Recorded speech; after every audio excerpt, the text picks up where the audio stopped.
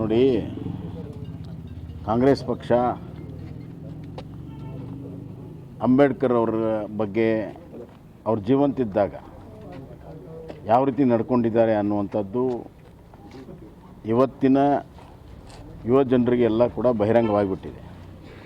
2 ದಿವಸ ಸಂಸತ್ನಲ್ಲಿ ನಡೆದಂಥ ಸಂವಿಧಾನದ ಬಗ್ಗೆ ಚರ್ಚೆಯಲ್ಲಿ ಕಾಂಗ್ರೆಸ್ಸು ಸಂಪೂರ್ಣವಾಗಿ ಸಂವಿಧಾನದ ವಿರೋಧವೂ ಹೌದು, ಅಂಬೇಡ್ಕರ್ ವಿರೋಧವೂ ಹೌದು ಅನ್ನೋದು ಭಾಳ ಸ್ಪಷ್ಟವಾಗಿದೆ. ಅದನ್ನು ಮುಚ್ಚಿಕೊಳ್ಳಲು ಇವತ್ತು ಅವರ ಹೇಳಿಕೆಯನ್ನು ತಿರುಚಿ ಇವತ್ತು ಈ ಒಂದು ತಮ್ಮ ಇಷ್ಟು ದಿವಸದ ಅಪರಾಧವನ್ನು ಮುಚ್ಚಿಕೊಳ್ಳಲು ಈ ಕೆಲಸವನ್ನು ಅವ್ರು ಮಾಡ್ತಾಯಿದ್ದಾರೆ. ಅವ್ರಿಗೇನಾದರೂ ಅಂಬೇಡ್ಕರ್ ಅವ್ರ ಬಗ್ಗೆ ಕಳಕಳಿ ಇದ್ದರೆ ಅವರೇನು ಹಿಂದೆ ಅವ್ರ ಹಿರಿಯರೆಲ್ಲ ಏನು ಅಂಬೇಡ್ಕರ್ಗೆ ಅಪಮಾನ ಮಾಡಿದ್ದಾರೆ, ಅದಕ್ಕೆ ಪ್ರಾಯಶ್ಚಿತ್ತ ಮಾಡ್ಕೊಡೋದು. ಸರಿ, ಬಸ್ ದರ ಏರಿಕೆ ಜನ ವಿರೋಧಿ, ಅದರಲ್ಲಿ ಎರಡೇ ಮಾತೇ ಇಲ್ಲ. ಜನಸಾಮಾನ್ಯರು ಹೇಳ್ತಾ ಇದ್ದಾರೆ. ಅವರು ಏನು ಶಕ್ತಿ ಯೋಜನೆ ಮಾಡಿದ್ದಾರೆ, ಕಾಲಕ್ಕೆ ಆ ದುಡ್ಡು ಕೊಟ್ಟಿಲ್ಲ. ಅವರು ಸರ್ಕಾರದ ಬಾಕ್ಸಿಂದ ಕೊಡಬೇಕಾಯಿತು, ಕೊಟ್ಟಿಲ್ಲ. ಅದರಿಂದ ಬೇರೆ ಯುವಕರಿಗೆ ವಿದ್ಯಾರ್ಥಿಗಳಿಗೆ ಭಾಳ ತೊಂದರೆ ಆಗಿದೆ. ಅದಕ್ಕೆ ಹೆಚ್ಚಿನ ಬಸ್ಸುಗಳನ್ನು ಕೂಡ ಕೊಡ್ತಾ ಇಲ್ಲ. ನಾನಿದ್ದಾಗ 4,500 ಹೊಸ ಬಸ್ಸುಗಳಿಗೆ ಏನು ಆಜ್ಞೆ ಮಾಡಿದ್ದೆ, ಅವುಗಳೇ ಈಗ ಬರ್ತಾ ಇರೋದು. ಮತ್ತು ಸಾಲ ಹೇಳ್ತಾರೆ ಅವರು ಕಾಂಗ್ರೆಸ್ ಕಾಲದಿಂದನೂ ಕೂಡ ಅದು ಕ್ಯುಮುಲೇಟಿವ್ ಸಾಲ. ಅದು ಕೋವಿಡ್ ಸಂದರ್ಭದಲ್ಲಿ ಲಾಸ್ ಆಗಿತ್ತು, ಆದರೂ ಕೂಡ ಯಡಿಯೂರಪ್ಪನವರು ಅವರಿಗೆ ಕಾಂಪನ್ಸೇಟ್ ಮಾಡಿಕೊಟ್ಟಿದ್ದಾರೆ. ನಮ್ಮ ಕಾಲದಲ್ಲೂ ಕೂಡ ನಾವು ಯಾವುದೇ ರೀತಿಯ ತೊಂದರೆ ಆಗದಂತೆ ಇವತ್ತು ಮಾಡಿದೆ. ಈ ಸಂದರ್ಭದಲ್ಲಿ ಅವ್ರಿಗೆ ಡೀಸೆಲ್ಗೆ ಸುದ್ದ ದುಡ್ಡು ಕೊಡೋಕ್ಕೆ ದುಡ್ಡು ಇಲ್ಲದಂಥ ಪರಿಸ್ಥಿತಿಯನ್ನು ಮಾಡಿದ್ದಾರೆ. ಅದಕ್ಕಾಗಿ ಅವರು ತಮ್ಮ ಗ್ಯಾರಂಟಿಗೆ ಸಂಪನ್ಮೂಲ ಕ್ರೋಢೀಕರಿಸಲು ವಿಫಲವಾಗಿ ಈ ರಾಜ್ಯವನ್ನು ದಿವಾಳಿ ಮಾಡಿದ್ದನ್ನು ಈಗ ಸರಿದೂಗಿಸೋ ಸಲುವಾಗಿ, ಮುಚ್ಚಾಕೋ ಸಲುವಾಗಿ ಈ ಥರ ಜನರ ಮೇಲೆ ತೆರಿಗೆಯ ಭಾರವನ್ನು ಹಾಕ್ತಾಯಿದ್ದಾರೆ. ಇದು ಕೇವಲ ಸಾರಿಗೆ ಅಂತಲ್ಲ, ನೀವು ಯಾವ ವಿಚಾರದಲ್ಲೂ ತೆಗೆದುಕೊಳ್ಳಿ.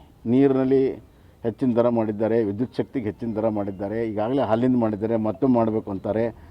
ಆಮೇಲೆ ಸ್ಟ್ಯಾಂಪ್ ಡ್ಯೂಟಿಯಲ್ಲಿ ಹೆಚ್ಚು ಮಾಡಿದ್ದಾರೆ, ಮೋಟ್ರ್ ವೆಹಿಕಲಲ್ಲಿ ಹೆಚ್ಚು ಮಾಡಿದ್ದಾರೆ, ಪೆಟ್ರೋಲ್ ಡೀಸೆಲ್ ಮೇಲೆ ಹೆಚ್ಚು ಮಾಡಿದ್ದಾರೆ.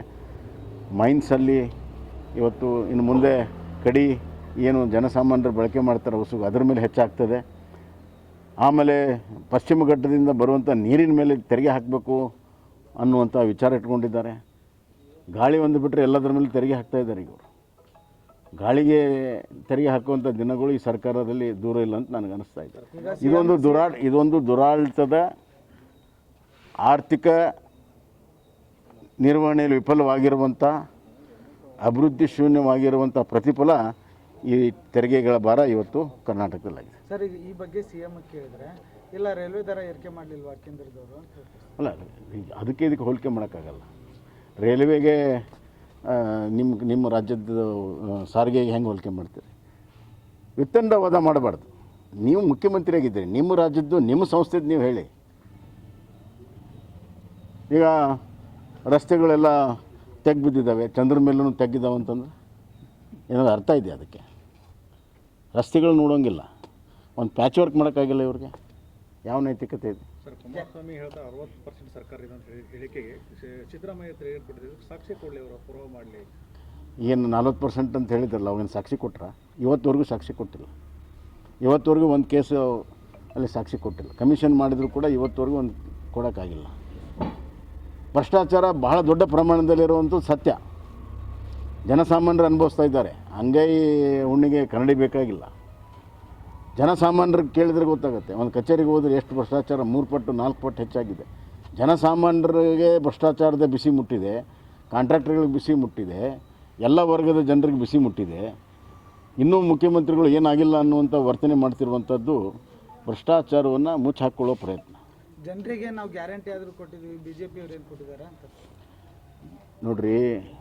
ಇತ್ತೀಚೆಗೆ ಇವರು ಕೊಟ್ಟಿರುವಂಥದ್ದು ರೈತರಿಗೆ ನಮ್ಮ ಕಾಲದಲ್ಲಿ, ಯಡಿಯೂರಪ್ಪರ ಕಾಲದಲ್ಲಿ ವಿದ್ಯುತ್ ಶಕ್ತಿ ಫ್ರೀ ಮಾಡಿ ತಿರುಗಿ 15 ವರ್ಷ ಆಯಿತು ಪಂಪ್ ಸೆಟ್ಗಳಿಗೆ. ಏನು ಕಾಂಗ್ರೆಸ್ ಮಾಡ್ತಾರೆ? ಈ ಭಾಗ್ಯಲಕ್ಷ್ಮಿ ಹೆಣ್ಮಕ್ಳು ಹುಟ್ಟಿದರೆ ಅವ್ರಿಗೆ ಸಹಾಯ ಮಾಡುವಂಥದ್ದು ಏನು ಕಾಂಗ್ರೆಸ್ ಮಾಡ್ತಾ? ನಾನು ರೈತರ ಮಕ್ಕಳಿಗೆ ವಿದ್ಯಾನಿಧಿ ಕೊಟ್ಟೆ, ಕಾಂಗ್ರೆಸ್ ಮಾಡ್ತಾ? ರೈತರಿಗೆ ನಾವು ಯಶಸ್ವಿ ಯೋಜನೆ ಪುನರ್ ಪ್ರಾರಂಭ ಮಾಡಿದ್ವಿ ರೈತರ ಇನ್ಶೂರೆನ್ಸ್ ಸಲುವಾಗಿ. ಕಾಂಗ್ರೆಸ್ ಕೊಡ್ತಾ. ರೈತರ ಗೊಬ್ಬರವನ್ನು ಸರ್ಕಾರದಲ್ಲೇ ವಿತರಣೆ ಮಾಡಬೇಕನ್ನುವಂಥ ತೀರ್ಮಾನ ಮಾಡುತ್ತೆ ಕಾಂಗ್ರೆಸ್ ಮಾಡ್ತಾ.